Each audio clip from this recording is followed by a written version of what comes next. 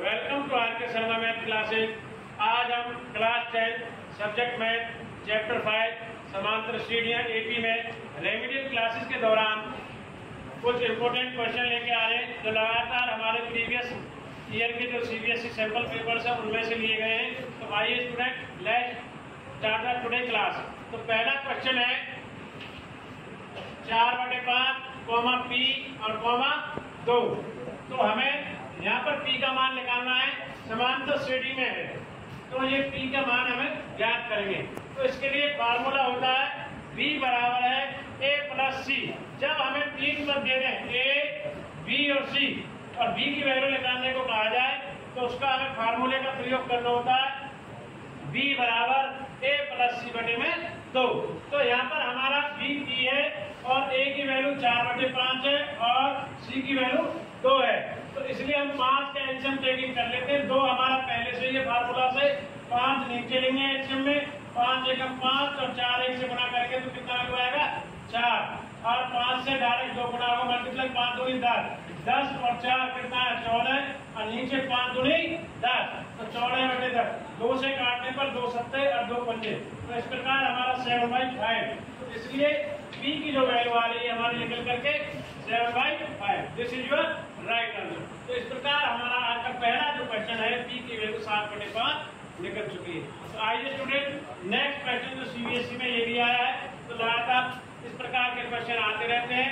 तो second question, किसी AP के प्रथम दो पद यानी कि फर्स्ट टू टर्म A1 की वैल्यू दी है -3 और A2 की वैल्यू दी है हमें 4।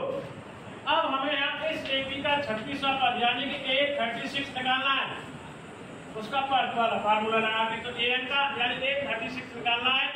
यहाँ पर देखेंगे A1 -3 और A2 जो दूसरा पद है 4 है। A की वैल्यू -3 होगी, प्रथम पद होगा फर्स्ट टर्म। अब हमें D निकालने के लिए A2 A1 4 A2 है और माइनस प्लस होगा तो 7 हो गया। तो 7 होने के बाद D का वैल्यू हमारा 7 है। A plus n-1 into D। तो यहाँ से हम an के स्थान पर कौन कितना रखेंगे 36 A36 में A प्लस n-1 यानी 36 घटा D। तो A36 आया A प्लस 35 D A36। अब यहाँ से A की जो वैल्यू है हम कितनी ले रहे हैं -3 और 35 हमारा ऑलरेडी है, इसकी 35 D से जो मल्टीप्लाई है और D की वैल्यू कितनी हमारे यहाँ पर 7 पंजे 35 और 3 7 21 245 हो गया हमारा जोड़।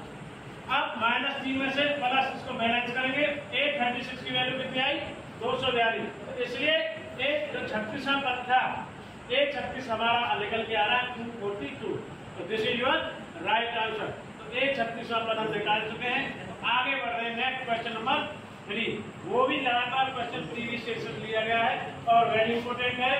एपी दिया है हमें, थर्ड क्वेश्चन में देखेंगे आप एपी दिया 10 से स्टार्ट है, उल्टा चला तो माइनस में आएगा सारा। तो पहले ही बता रहे हैं 10 7 4 का 30वां पद यानी कि A30 हमें फाइंड आउट करना है।